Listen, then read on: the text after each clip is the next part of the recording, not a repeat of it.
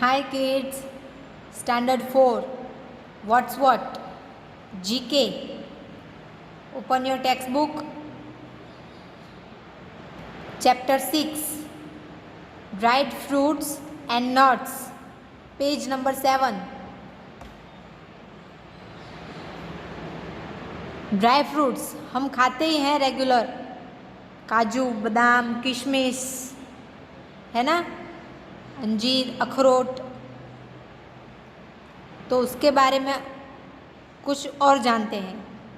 Dried fruits and nuts are not just delicious but a power house of nutrition. मतलब जी ये जो dry fruits होते हैं और ये जो नट्स होते हैं वो सिर्फ डिलीशियस मतलब बहुत टेस्टी, खाने में अच्छे लगते, सिर्फ इतनी बात नहीं है, लेकिन ये पावर हाउस है। किसके? न्यूट्रिशन के। इसे खाने से बॉडी में इतना सारा न्यूट्रिशन मिलता है जो शरीर को हेल्दी लगता है, अपनी बॉडी को हेल्दी रखता है और न्यूट्रिशन की कमी पूरी करता है। बहुत ही भारी मात्रा में पाए जाते हैं इनमें। Complete the sentences with the names of the dried fruits और नट्स। आपको ये सेंटेंसेस कंप्लीट करने हैं, इनके नाम लिखकर। Use the pictures as clues. इनके जो पिक्चर्स है जो आपको दिए गए हैं इन्हें आपको क्लूज की तरह यूज़ करना है। आपको देख के ही समझ में आ गया होगा कि ये क्या है, लेकिन फिर भी हम पढ़ते हैं और देखते हैं कि क्या है। First, blank are obtained by drying grapes and are a good source of energy and protein. इनमें बहुत सारा एनर्जी और प्रोटीन होता है। ये कैसे बनती है? तो ये ग्रेप्स को सुखाकर, ड्राइंग ग्रेप्स, जो ग्रेप्स होती है उन्हें सुखाकर बनाया जाता है। इनमें एनर्जी और प्रोटीन भरपूर मात्रा में होती है। They are also used as snack and in baked और कुक्ड प्रोडक्ट। इसे ऐसे ही खाया जाता है। अगर आपको पसंद हो तो आप ऐसे ही खा सकते हो, या फिर कोई चीज़ जो आपने बेक की हो, जैसे कि केक है या कोई मफिन्स है या ब्रेड है जो आप बेक करते हो, उनमें भी इसे डाल सकते हो। कुक प्रोडक्ट और कुछ स्वीट्स में भी हम डालते हैं, जैसे कि लड्डू बनाते हैं, उसमें भी ये डालने के काम आती है और टेस्टी भी लगती है। क्या है ये? किशमिश, मतलब रेजिन्स। लिखिए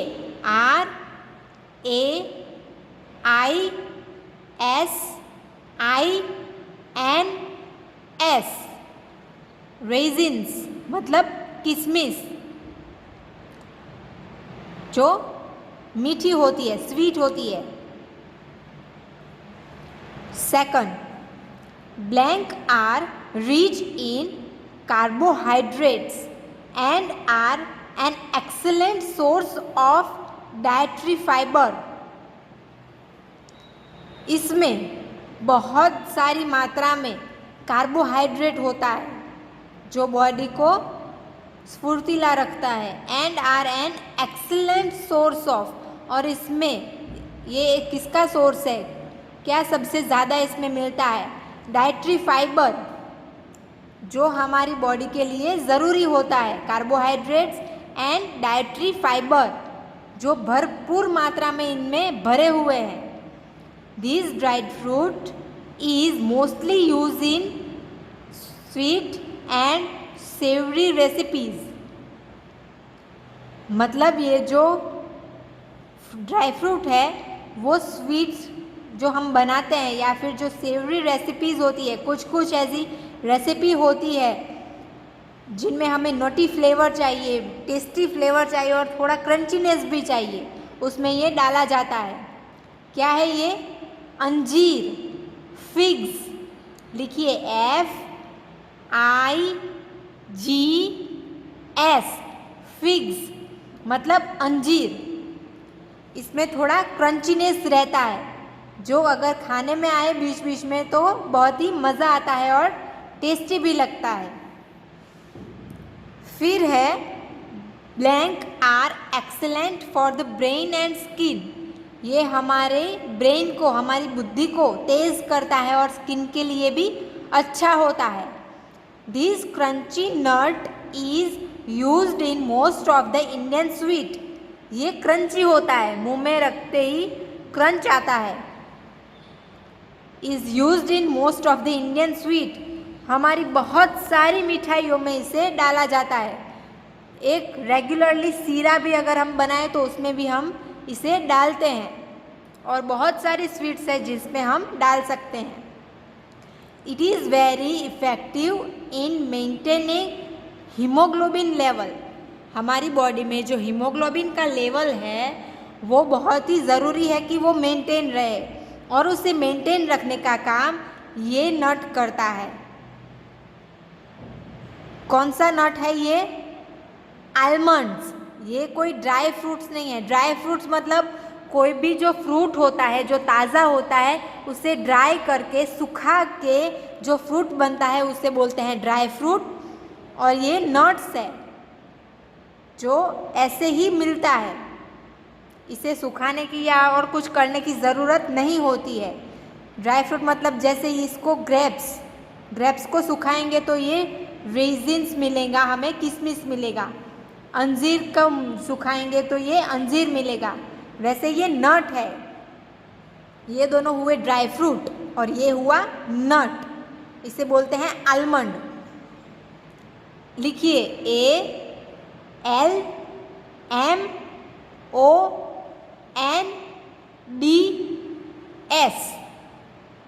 आलमंड्स, जो क्रंची होता है। चलिए fourth, blank are regarded as brain food. इसे ब्रेन फूड के नाम से जाना जाता है। क्यों? Because their shell is shaped like a human skull and the kernels resemble a brain. मतलब कि ये जो नट है, इसका शेप जो है, उसकी ये जो सेल है, वो जो हमारी ह्यूमन बॉडी का स्कल होता है, हमारी जो खोपड़ी होती है स्कल, उसमें जो ब्रेन होता है उसके जैसा है इसका स्ट्रक्चर, इसकी बनावट। इसके लिए इसे ब्रेन फूड भी बोला जाता है। This nut is a great snack and is often used in waffles and cakes. इसे भी नट बोलते हैं। क्या बोलते हैं? नट। ये किशमिश और अंजीर थे ड्राई फ्रूट, ये आलमंड और ये, इसे दोनों को बोलते हैं नट। इसे स्नैक्स में ऐसे ही अगर आप खाओगे तो भी चलेगा, और ऑफन यूज्ड, ये बहुत ही यूज होता है वेफल्स एंड केक्स में। जो बेक्ड आइटम हम बनाते हैं, केक्स और वो सब है, उसमें हम इसका क्रश करके डालते हैं, या फिर इसका क्रंचीनेस के लिए छोटे बड़े टुकड़े में ही डाल देते हैं। इसको बोलते हैं वॉलनट। लिखिए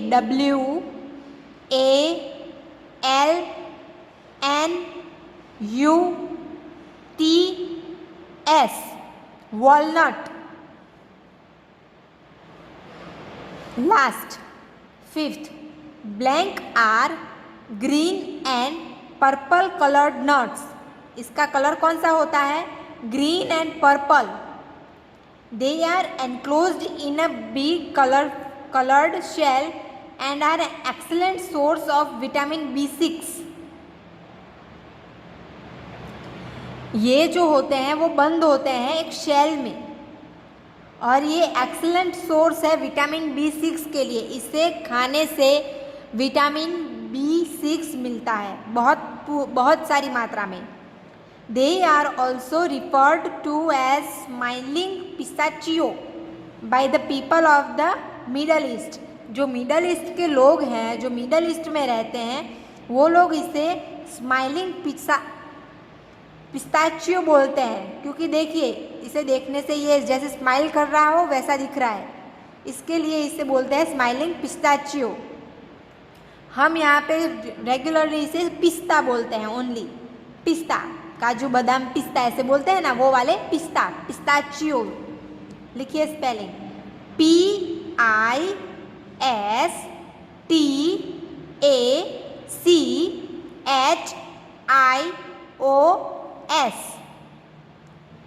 ओके, आया समझ में? ये थे ड्राई फ्रूट्स एंड नट्स।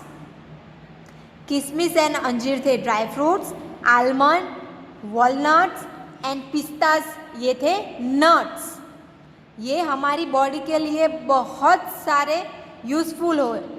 इनमें से हमें फाइबर्स मिलते हैं, विटामिन्स मिलते हैं, प्रोटीन्स मिलते हैं, जो हमारी बॉडी के लिए बहुत ही ज़रूरी है, जो हमारी बॉडी को हेल्दी रखता है।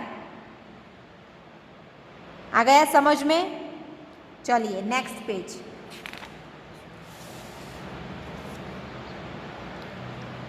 Chapter number 7, independence day. Independence day मतलब आज़ाद दिवस। हमारा इंडिपेंडेंस डे कौन सा है?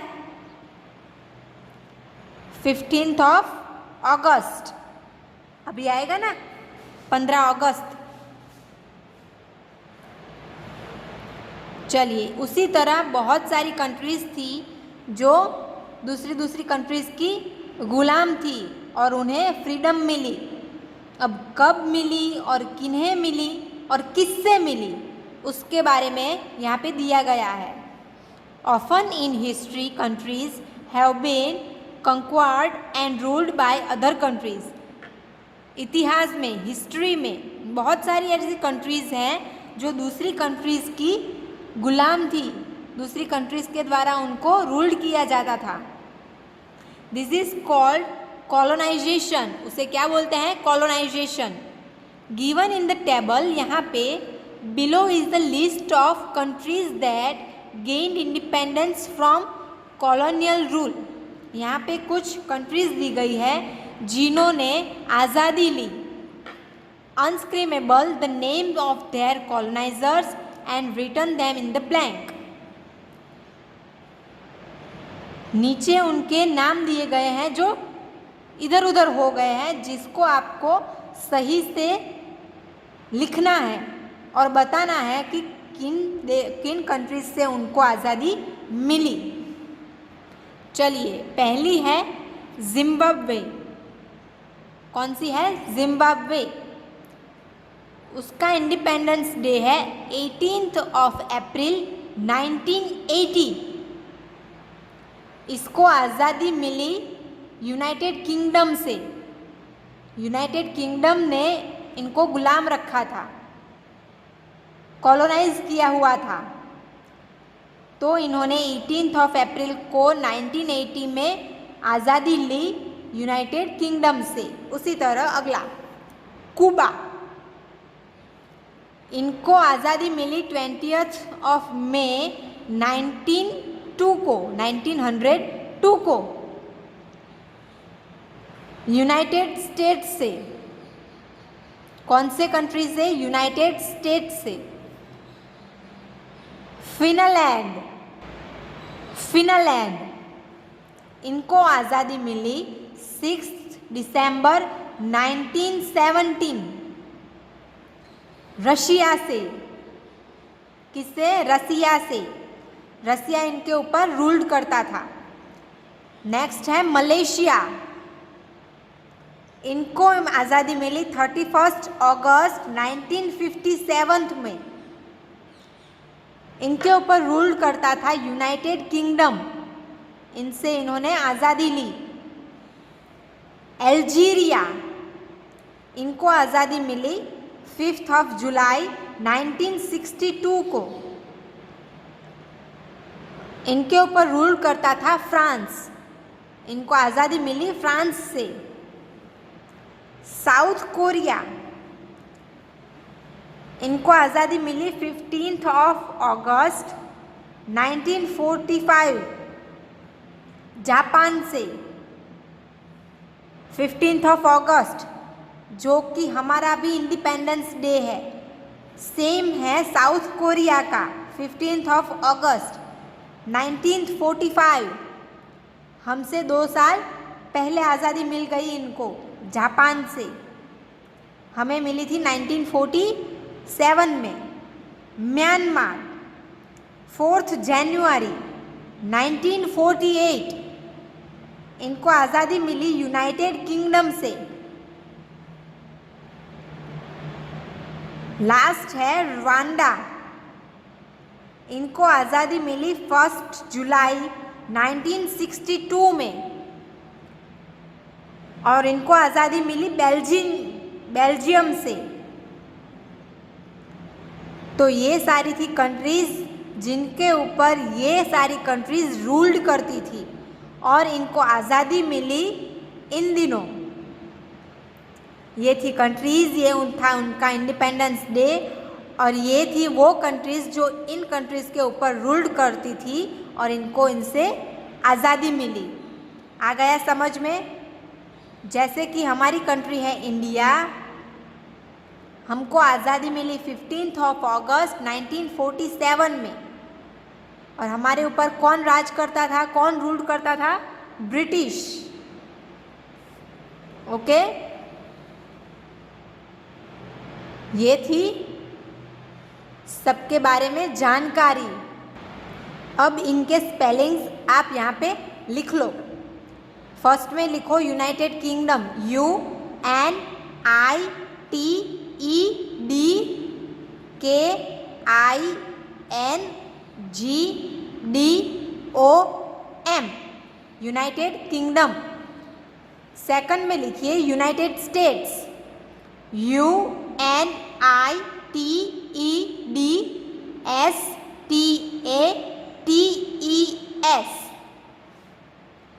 थर्ड में लिखिए रशिया, RUSSIA। फोर्थ में लिखिए यूनाइटेड किंगडम, फिर से UNITEDKINGDOM। फिफ्थ में लिखिए फ्रांस, FRANCE। सिक्स्थ में लिखिए जापान, JAPAN। सेवंथ में लिखिए यूनाइटेड किंगडम, फिर से UNITEDKINGDOM।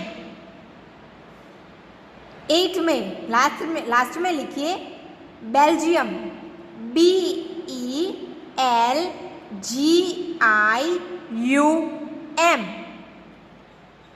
तो ये थे कंट्रीज़ के नेम। अब आपने पढ़ा ड्राई फ्रूट्स एंड नट्स के बारे में एंड कंट्रीज़ जिनके ऊपर रूल्स करती थी दूसरी कंट्रीज़ और उनके इंडिपेंडेंस डे।